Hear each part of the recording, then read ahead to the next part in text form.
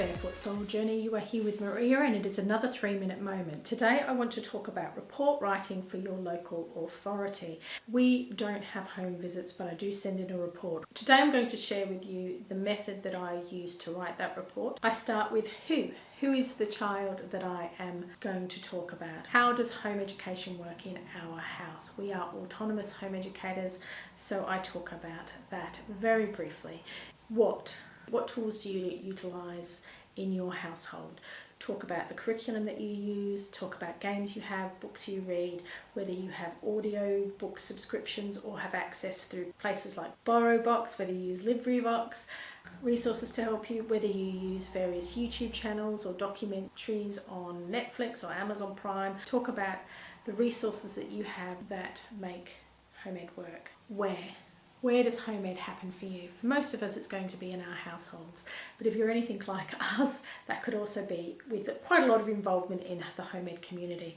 We have various sporting groups, a drama group, a tutor group, an online Spanish group. I always outline those. This is also important to show the types of access that he has to other children for his socialisation.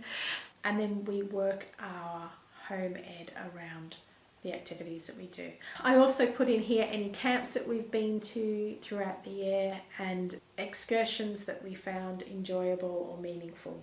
I think this is also a good time to mention if you use private tutors and if other family members are involved in implementing home education. When? Well, this is going to look different for each family. Unless you are keeping a strict 9 to 3 timetable, if you're anything like us, we have activities and then we do stuff around our activities. It doesn't necessarily always look like 9 to 3. And then lastly, why? Why are you home educating? Are there special needs that your child has? How are you meeting these?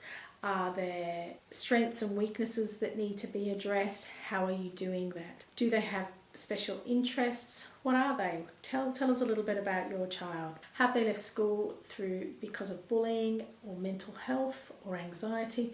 Then talk about how you are starting to heal that within your child. If you are accessing other resources or services, talk about that there as well.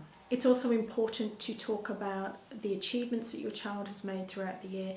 These don't have to be formal testing. So for me, if I can say that a year ago my son was reading David Walliams and this year he's reading books like Hitchhiker's Guide to the Galaxy, then I can show that there has been developmental progress, and it's important to outline the ways that you can see that within your child. And lastly, next steps. So are there any things in the coming year that we are going to look at? When I wrote my letter early on in the year, my son had talked about maybe moving towards GCSEs at some point. So that's it. That's how I write a report for my local authority. As I said, it's by no means the only way, but it is helpful for me to use those kind of headings, not in the report as such, but as I'm formulating it.